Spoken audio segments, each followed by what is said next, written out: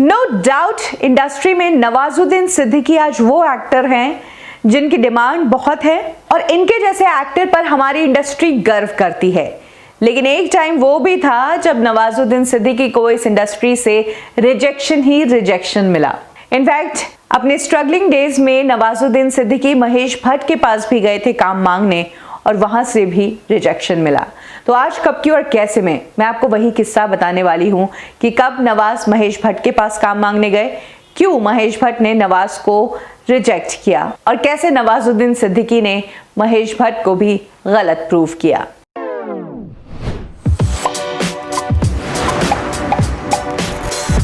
नवाजुद्दीन वो एक्टर हैं जो इंडस्ट्री में काम तो 98 से ही कर रहे हैं, लेकिन अगर करियर की शुरुआत की जाए या पहचान की शुरुआत की जाए तो वो उन्हें मिली गैंग्स ऑफ वसीपुर में।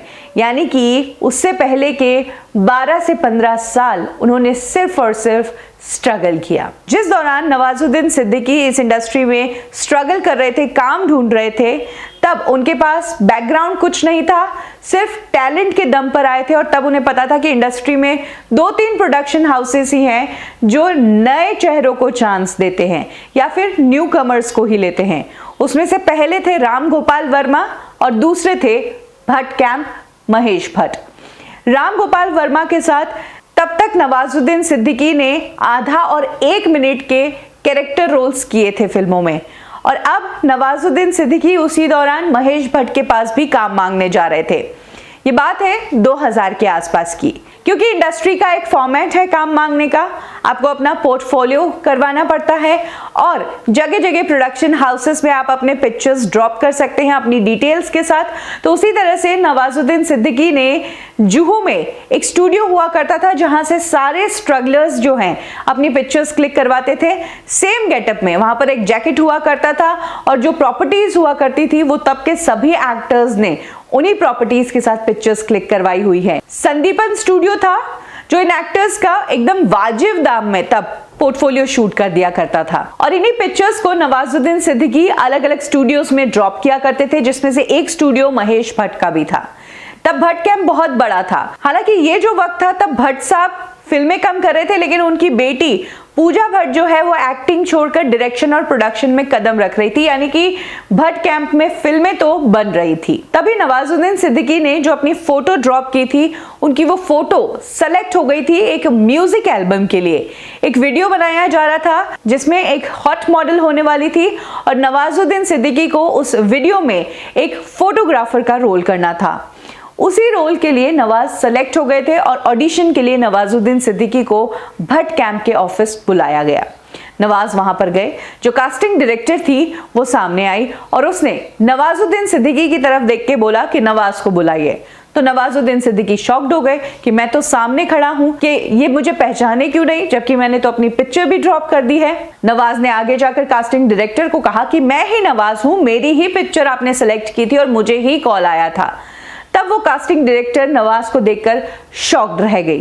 कास्टिंग डायरेक्टर ने कहा कि फोटो में तो तुम गोरे लग रहे हो और यहाँ तो तुम वैसे बिल्कुल भी नहीं हो। तो नवाज ने बताया कि क्योंकि ये पोर्टफोलियो शूट था, वहां पर लाइट्स वगैरह थी, तो मेरा कॉम्प्लेक्शन थोड़ा सा फेयर आ गया, लेकिन रियल में तो मैं यही हूँ। जब कास्टिंग डायरेक्टर ने फोटो और नवाज को कंपेयर किया तो उन्हें बहुत ज्यादा डिफरेंस नजर आया और उन्होंने नवाज को रिजेक्ट कर दिया, ये कहकर कि इस रोल के लिए आप सूटेबल नहीं हो। एक छोटा सा रोल जो नवाब उस टाइम पाना चाहते थे, वो रोल उन्हें नहीं मिला भट्ट कैंप में।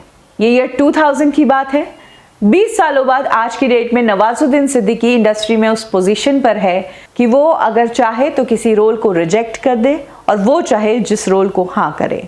इनफैक्ट कई ऐसे बड़े सितारे आज की डेट में हैं जो नवाज को अपनी फिल्म में चाहते हैं, क्योंकि नवाज की भी फैन फॉलोइंग है, वो कैरेक्टर में जान डाल देते हैं। फिर भले ही सलमान खान की किक फिल्म ही क्यों ना हो, इस फिल्म में नवाजुद्दीन सिद्दीकी ने जबरदस्त परफॉर्मेंस देकर यह साबित कर दिया कि सामने स्टार कितना भी बड़ा हो, कितने ही सालों से इंडस्ट्री में क्यों नहीं काम कर रहा हो, लेकिन अगर मौका मिलता है तो वो अपने कैरेक्टर को तो खा जाते हैं। उनसे बेहतर इस कैरेक्टर को कोई और निभा ही नहीं सकता।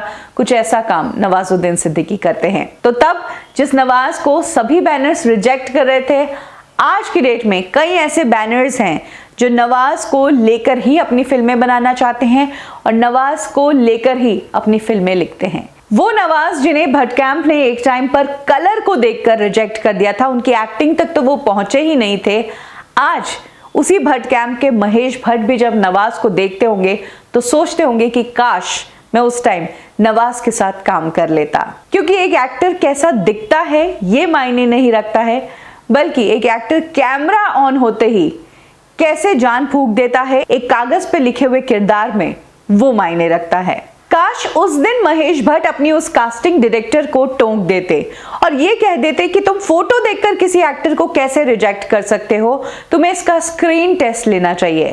क्योंकि आखिरकार एक एक्टर की पहचान तो कैमरे पर ही होती है कि कैमरे के सामने वो क्या करता है। लेकिन उस दिन ऐसा हुआ नहीं। क्या पता नवाजुद्दीन सिद्दीकी की किस्मत में ही इतनी मेहनत लिखी हो कि 10 सालों तक उन्हें इंडस्ट्री में स्ट्रगल करना पड़ा, धक्के खाने पड़े, लेकिन हाँ, फिर जो पहचान उन्हें मिली वो उन्हें अपनी पहचान मिली, खरी पहचान मिली, मेहनत की पहचान मिली।